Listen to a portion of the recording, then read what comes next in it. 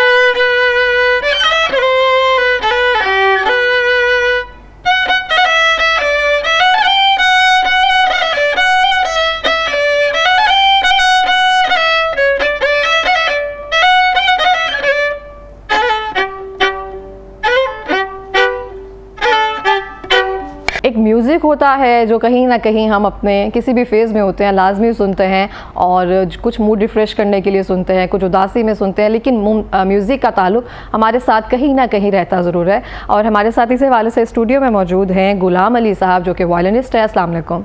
जी sir, कैसे हैं हम? बहुत शुक्रिया प्रोग्राम में तशरीफ़ लाने के लिए। तो सर, जो एक आर्ट है आपके पास, जिस तरह से आप वायलिन इसको प्ले करते हैं, अब नहीं लगता कि जैसे बहुत एक ट्रेंडिंग में था, एक टाइम था, जैसे अरूज था किसी म्यूज़िक इंडस्ट्री का ना, अब हमने इसको कहीं हद तक कम कर दिया?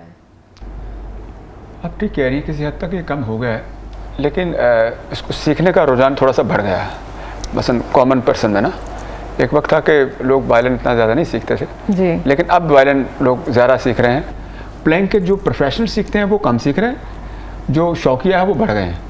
प्रोफेशनल बिल्कुल कम होते जा रहे हैं। जो वायलिन बजाते थे वो वक्त के साथ हर इंसान मर जाता है, तो वो दूसरा आदमी, जो नया आदमी प्रोफेशनल वायलिन नहीं सीख रहा, वो ये नहीं चाह रहा कि मैंने वायलिन प्रोफेशनली सीखना, वो हाँ चाह रहा शौक के लिए, शौक के तौर पर। ज़्यादातर लोग शौक पे करते हैं कि मैं 2-4 गाने बजा लूँ या लोगों को इंस्पायर कर लूँ, या फिर अच्छा वो जब अपनी एक फैंटेसी होती है। हाँ, बस ऐसा होता है कि बाज़ औक़ात करते करते आपको पैसे मिलना शुरू हो जाते हैं, तो वो आप अपना जो शौक जो है वो अपने प्रोफेशन में टर्न कर लेते हैं। हुनर है ना एक तरह से ये। नहीं, वो आपको जब नज़र आता है ना कि नहीं ये तो मैं तो ग्रो कर रहा हूँ, या मैं इसमें इंक्रीज़ कर सकता हूँ, अपनी वैल्यू बढ़ा सकता हूँ मैं, वो फिर आप उसको टर्न हो जाते हैं।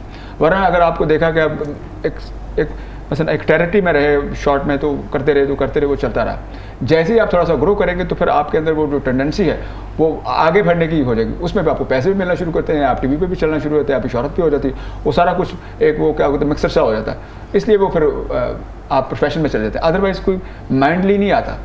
बिल्कुल 100 में से आप देखेंगे 5% या 2% इतने होंगे जो कहेंगे जी मैंने वायलिन सीखना है, और मैं सिर्फ वायलिन इसलिए सीख रहा हूँ ताकि मैंने पैसे कमाने हैं। ज़्यादातर लोग ये सीखते हैं कि हमने गाना बजाना है, या हमने लोगों को एंटरटेन करना है, या मैं और थोड़ी सी डिज़ायर जो लड़कों की होती है, जो डिज़ायर लड़कियों की होती है, ऐसे ही होता है बस ज़्यादा। बिल्कुल इस तरह से किसी को इम्प्रेस करने के लिए। मुझे याद है हमारी पहली मूवी आई थी शायद मोहब्बतें, तो उसमें शाहरुख खान ने बजाया था, एक बड़ी फैंटेसी हो गई थी, तो बड़ा खूबसूरत लगता था वायलिन ना। तो आप हमें कुछ सुनाएंगे? जी ज़रूर।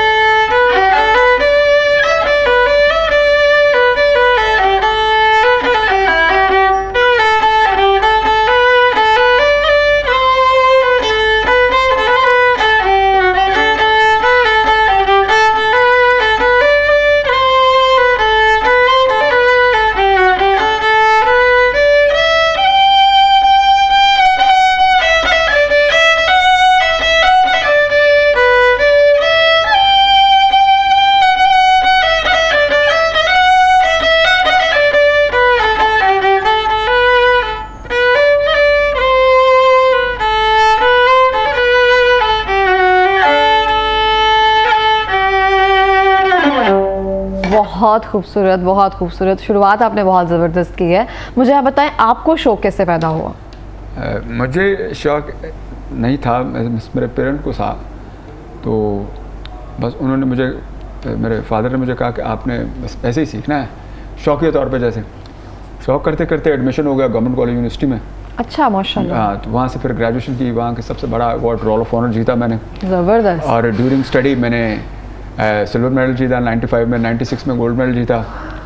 उसके बाद मैं NCA में चला गया, नेशनल कॉलेज ऑफ आर्ट्स में। वहाँ से मैंने म्यूजिकोलॉजी की, पाकिस्तान का पहला थीसिस लिखा वायलिन पे। उसके बाद मैंने अपना स्कूल बनाया वायलिन सिखाने का, वो सिलसिला जो अभी तक जारी है। अभी स्टिल है आपका स्कूल वायलिन सिखाने का? ज़बरदस्त। 2008 से लेके स्टिल दैट्स इज गोइंग। तो चल उसी तरह रहा है। मसलन वो 4-5 स्टूडेंट ही है, मसलन ऐसा नहीं है कि वो लोग फ्लो, ज़ाहिर बात है, लेकिन आपने सिलसिला नहीं रोका। मैंने उसका जो मैं कर सकता था, मैंने कोशिश की अपनी ज़िंदगी में मैं वायलिन को मसलन जिस हद तक इसको मैं प्रमोट कर सकूं, इसको सिखा सकूं, लोगों को बता सकूं इसके बारे में, बस मैं वही करता हूँ। और एक स्केल पे, वो आप बेहतर समझते हैं कि इस इंस्ट्रूमेंट को पाकिस्तान में कुछ ज़्यादा सुनने की हद तक तो सुन तो लेते हैं लोग, प्रमोट करने के सिलसिले में थोड़ा सा हिचकिचाते हैं थोड़ा सा। तो मेरे पास जो रिसोर्सेज थे, मेरे जितने थे, वो मैं इस्तेमाल करता आ रहा हूँ, और मैं जितनी देर तक मैं ज़िंदा हूँ मैं इसको जारी रखूँगा। ज़बरदस्त हो गया। ये मुझे बहुत अच्छा लगा सुन के कि आपने वायलिन पे थीसिस लिखा हुआ है और म्यूजिकोलॉजी की हुई है, आपने इतने रिवॉर्ड्स वगैरह जीते। मुझे बताएं, आपकी इंस्पिरेशन कौन है वायलिन में? उस्ताद रईस साहब है, वो बहुत अच्छा प्ले करते हैं, बहुत ज़बरदस्त, मैं उनको सुनती हूँ। रईस साहब, मैं उस वक्त फर्स्ट ईयर में था मैडम, 94 की बात सुना रहा हूँ, आज से मतलब मैं 30 साल पहले की बात सुना रहा हूँ। रईस साहब उस वक्त TV पे चलता होता था, उनका इस्लामाबाद से वो प्रोग्राम चलता होता, तो बहुत सीनियर है मुझसे। Exactly. मैं जस्ट एक स्टूडेंट, मतलब एक मैट्रिक पास करके, आप देखो कितना होगा वो। तो मेरे जो दोस्त थे, तो उन्होंने मुझे बताया था कि यार शाम को एक इस्लामाबाद से चलता है वो वायलिन, ज़रा सुनना वो कैसा। तो उस वक्त एक्सपर्ट थे। हाँ जी। अभी उनको वो रईस साहब को मिला, प्राइड ऑफ परफॉर्मेंस मिला उन्हें वायलिन बजाने में। तो उसके बाद मेरे टीचर हैं जो अल्लाह उन्हें करबट जनरल सीख रहे, रियाज साहब, उनसे मैंने वायलिन सीखा। फिर उनके जो बेटे हैं नजात अली साहब, उनसे मैंने सीखा। फिर इलियास साहब हैं जो मेरे कज़न हैं, उनसे 2-3 लोगों से मैंने वायलिन, जहाँ मुझे इस्तेफादा करना पड़ा इस इंस्ट्रूमेंट को सीखने के लिए, मैंने सीखा। मतलब अब लर्निंग डज नॉट एंड, वो एक समंदर है, वो कभी भी ख़त्म नहीं होता। बस ये इसी को यही मैंने अपने उस्तादों से सीखा कि जितनी देर सीखते रहोगे तो तुम्हारे लिए बेहतर होगा, सीखते रहोगे। बिल्कुल इस तरह से। हाँ, जैसे तुमने अगर समझ लिया कि तुम सीख गए हो, तो फिर वहाँ पे स्टॉप हो जाएगा। हाँ जी, आम जिंदगी में भी इस तरह से है। जब हम ये सीख लेते हैं, जब हम ये कह देते हैं ना कि हमने सीख लिया है, हमें सब आता है, तो फिर हम रुक जाते हैं। बस वो कहने की देर होती है बस। एग्जैक्टली इस तरह। उसके बाद फिर आपको डेकेडेंस शुरू हो जाता है आपका। बिल्कुल। जैसे आपने कहा कि मुझे आ गया, मतलब वही जो अपने, जिसने कहा कि मैं बेहतर हूँ वो गया। जिसने कहा कि मैं दुनिया में सबसे बेहतर हूँ, वो फिर देखे उसका हाल क्या होता है। इस तरह से है। सर, आप हमें और क्या सुनाएंगे? मैं आपको सुनाता हूँ, चलते चलते सुनो। ज़रूर ज़रूर। जो आपने, हाँ जी, मेरी फरमाइश पे।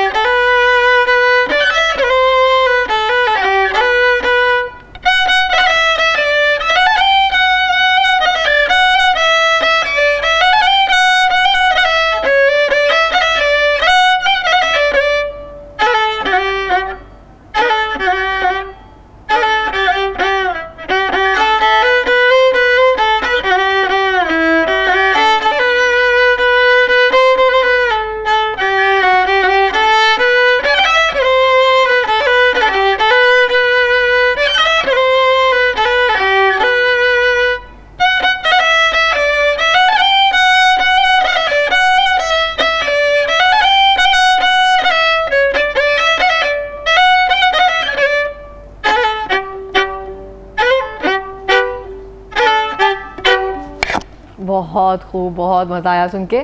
और लिटरली हम जब उस्ताद रईस साहब को सुनते हैं, उसके बाद जब आपको सुना तो मतलब लिटरली एक मैच है एक तरह से, बहुत ज़बरदस्त। तो मुझे बताएं कि इसका आपका ब्रेड एंड बटर इसी से आता है या फिर इसके साथ और भी कुछ? सिलसिला तो चलता रहता है ना, वो खुदा किसी का सिलसिला बंद नहीं करता, चाहे आपको काम आता है चाहे नहीं आता। बात तो बिल्कुल सिलसिला वो खाने पीने का सिलसिला वो उसका सिलसिला है। वो उसने कहा है कि मैंने आपसे वादा किया हुआ, तो वो वादे का बड़ा पक्का है। खुदा के साथ वादे की बड़ी पक्की है। हम भी आगे पीछे हो जाते हैं, बिल्कुल इस तरह से हम भी आगे पीछे हो जाते हैं, उस पर कामिल यकीन रखना चाहिए, वो नहीं आगे पीछे होता। बिल्कुल दुरुस्त है ये। मुझे बताएंगे, हम अगर पाकिस्तान में देखें, जो फनकार हैं, जितने भी आर्टिस्ट हैं जो इस तरह से कोई भी इंस्ट्रूमेंट है जो वो प्ले करते हैं, उनका फ्यूचर कैसा है? अब वो प्रेजेंट में किस हाल में है एक तरह से? प्रेजेंट में जो टैलेंटेड भी हैं। अच्छा, ऑनेस्टली मैं आपको जो तो वेल सेटल हैं, जिनके पास तो ऑलरेडी पहले पैसे हैं, वो तो ठीक चल रहे हैं। एक नए आदमी के लिए बड़ा मुश्किल है सर्वाइव करना है इसमें, जिसने घर भी चलाना है और साथ पैशन को भी लेकर चलना है। आप एक आम घर का जो खर्चा है वो इतना हो गया है कि जो 1 लाख रुपया कमा रहा है वो भी परेशान हो गया कि मैं कैसे अपना घर चला सकता हूँ। उसके आप सर जानते हैं को बताने में कोई नई बात नहीं मैं कर रहा। मेरा नहीं ख्याल कि कोई नई बात मैं कर रहा हूँ। नहीं, बिल्कुल ठीक है। ये पुरानी बात हो गई है कि इस वक्त जो भी कर रहा है ना वो परेशान ही है, चाहे आप इस प्रोफेशन में हैं, चाहे आप पढ़े लिखे हैं, चाहे आप प्रोफेसर हैं। जो मेरे टीचर हैं आप उनको भी बात करेंगे, वो भी कह रहे हैं कि बस खिंचतान के हो रहा सारा। मैं एक स्कूल में, इंटरनेशनल स्कूल में पढ़ाता हूँ, वायलिन सिखाता हूँ।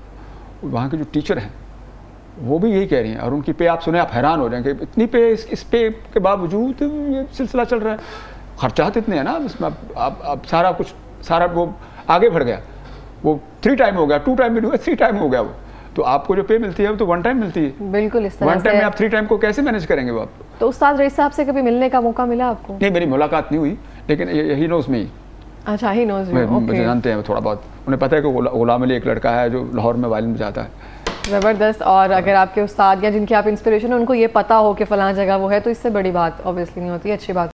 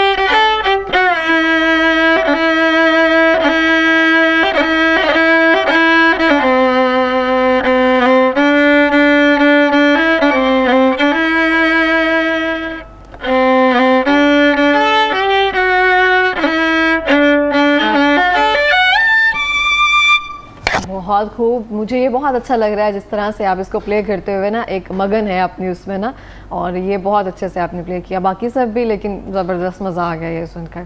आप ऐसी कोई धुन है जिसको आपको लगता हो कि आप वो स्पेशली अपने लिए प्ले करते हैं जब आप रियाज कर रहे होते हैं या प्रैक्टिस कर रहे होते हैं?